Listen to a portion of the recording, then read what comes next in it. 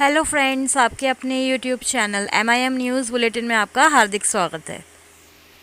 Bihar STET 2019 के अभ्यर्थियों की नज़रें इस वक्त छठे चरण के शिक्षक नियोजन प्रक्रिया पर टिकी हुई हैं, क्योंकि वे जानते हैं कि छठा चरण जब समाप्त होगा, जब पूरा होगा, तभी सातवें चरण की शिक्षक बहाली आरंभ हो पाएगी।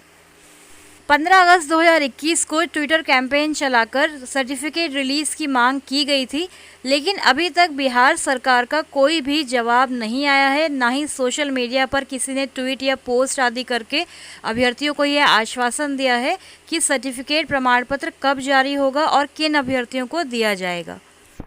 छठे चरण के शिक्षक नियोजन की अगर बात करें तो आप जानते होंगे कि काउंसलिंग के 2 राउंड गुजर चुके हैं और अभी तक कुछ जो चयनित अभ्यर्थी हैं उनको नियुक्ति पत्र देने की कोई भी बात सरकार द्वारा नहीं की जा रही है। इसी मांग को लेकर शनिवार को शिक्षा मंत्री जी के आवास पर काफ़ी संख्या में चयनित महिला शिक्षक अभ्यर्थियों ने रक्षाबंधन की पूर्व संध्या पर मिठाई और राखी लेकर शिक्षा मंत्री को राखी बांधी एवं उपहार स्वरूप तीसरे चरण की काउंसलिंग शेड्यूल और शिक्षकों को नियुक्ति पत्र देने की मांग रखी। इस पर शिक्षा मंत्री जी ने कहा है कि हम जल्द ही इस मामले पर विचार करेंगे एवं शिक्षकों को नियुक्ति पत्र देकर विद्यालय में भेजेंगे और तीसरे चरण की काउंसलिंग का शेड्यूल भी जल्द ही जारी किया जाएगा।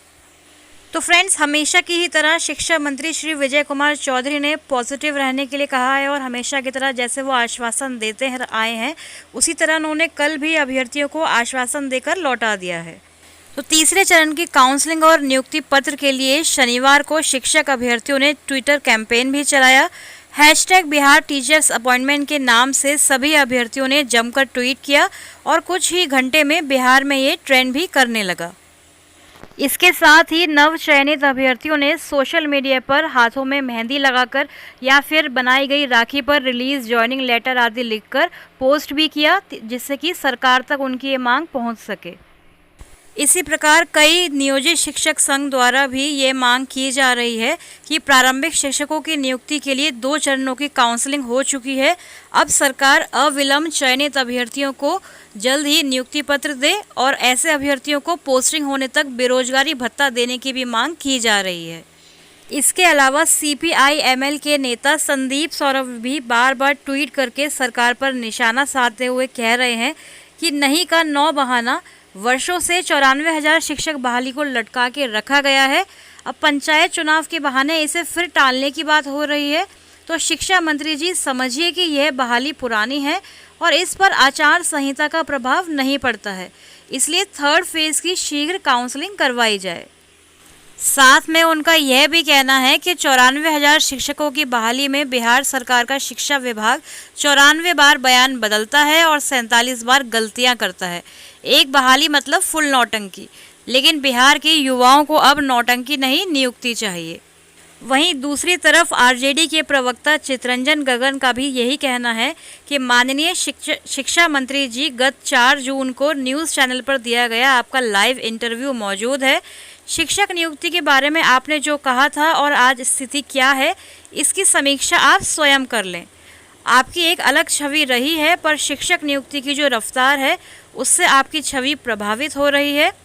तो शिक्षक भर्ती काउंसलिंग के तीसरे चरण को चुनाव का बहाना बनाकर टाल मटोल किया जाना सही नहीं है। विजय कुमार चौधरी जी जल्द तीसरे चरण की काउंसलिंग करवाएं एवं चयनित अभ्यर्थियों को नियुक्ति पत्र दें और इस भर्ती पर नियमतः आचार संहिता का प्रभाव नहीं पड़ता है, क्योंकि ये बहाली प्रक्रिया पुरानी है।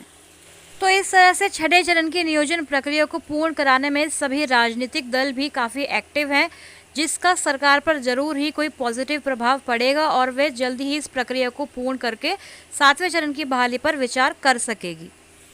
शिक्षकों के नियोजन से जुड़ी अगली खबर की तरफ चलते हैं, जहां आज लिखा गया है कि नई बहाली के बाद ही ट्रांसफ़र की प्रक्रिया, शिक्षकों के तबादले की उम्मीद इस साल भी नहीं होगी। पंचायत व नगर निकायों के माध्यम से बहाल शिक्षकों को स्थानांतरण करने के लिए अभी लंबा इंतजार करना होगा। इस साल शायद ही तबादले की प्रक्रिया शुरू हो पाएगी। विभिन्न नियोजन इकाइयों के माध्यम से चल रही शिक्षक बहाली प्रक्रिया पूरी होने के बाद ही ट्रांसफ़र यानी तबादला पॉसिबल हो पाएगा। शिक्षा विभाग का मुख्य फोकस इस समय शिक्षक बहाली है और तबादले के लिए सॉफ्टवेयर भी तैयार कर लिया गया है। आपको बताते हैं कि तबादले के पात्र कौन से शिक्षक होंगे। वह शिक्षक जो 3 वर्ष की सेवा पूरी कर चुके हैं, जिन पर अनुशासन या निलंबन की कार्रवाई नहीं चल रही हो एवं 2006 से 2015 के बीच नियोजित शिक्षक के प्रमाण पत्र निगरानी से सही पाए गए हों। साथ ही जो शिक्षक नियोजन नियमावली के तहत प्रशिक्षित हैं, आवेदन देने की तिथि तक शिक्षक का वेतन भुगतान हो चुका हो एवं जिन शिक्षक व पुस्तकालय अध्यक्ष की नियुक्ति दिव्यांग के लिए आरक्षित पद पर हुई है, वे ही इस श्रेणी के माने जाएंगे। तबादले की प्रक्रिया की अगर बात करें तो सभी डीईओ जिलावार, नियोजन इकाईवार, विषयवार, कोटिवार रिक्त पदों की सूचना वेब पोर्टल पर अपलोड करेंगे। जिस कोटि के शिक्षक हैं उसी कोटि के लिए तबादले के लिए आवेदन कर सकेंगे। निगरानी जांच में फंसे लगभग 90,000 शिक्षक भी तबादले के आवेदन नहीं दे पाएंगे। प्रधानाध्यापक पद पर पदोन्नति की खबर की तरफ चलते हैं, जहां लिखा गया है कि प्रारंभिक शिक्षक संघ ने प्रधानाध्यापक पद पर पदोन्नति का गजर जलाकर किया विरोध। शनिवार को बिहार राज्य प्रारंभिक शिक्षक संघ के राज्य कार्यकारिणी के द्वारा घोषित कार्यक्रम के तहत प्रधानाध्यापक पद पर पदोन्नति की गजट की कॉपी को शिक्षकों ने जलाया।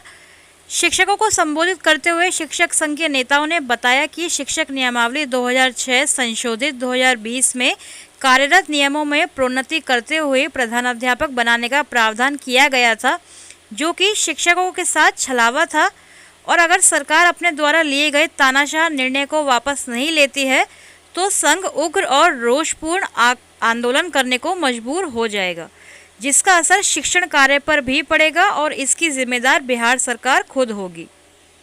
आपको बता दें कि इस अवसर पर दर्जनों शिक्षक उपस्थित थे और शिक्षकों ने सरकार को 5 सितंबर तक का समय दिया है कि यदि उन्होंने सरकार ने नियमावली में संशोधन नहीं किया तो 5 सितंबर को शिक्षकों द्वारा विरोध प्रदर्शन एवं आंदोलन किया जाएगा।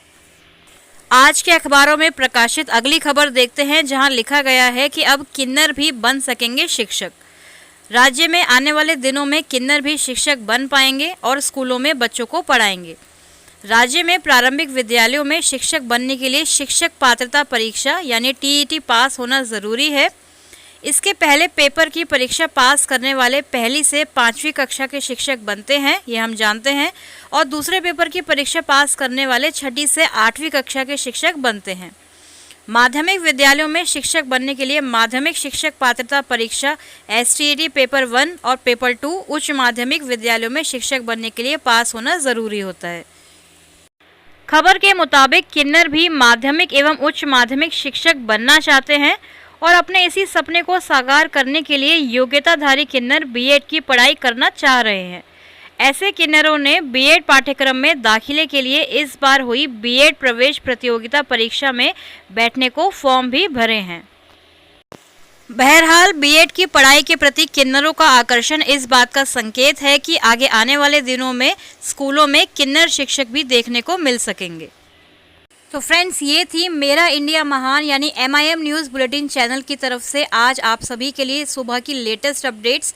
इसी तरह ऑथेंटिक फॉर्म में ओरिजिनल वीडियो को देखने के लिए और सभी STAT एवं शिक्षक नियोजन से जुड़ी खबरों को पहले पाने के लिए हमारे चैनल को सब्सक्राइब करें एवं बेल आइकन दबाना ना भूलें। Thank you for watching.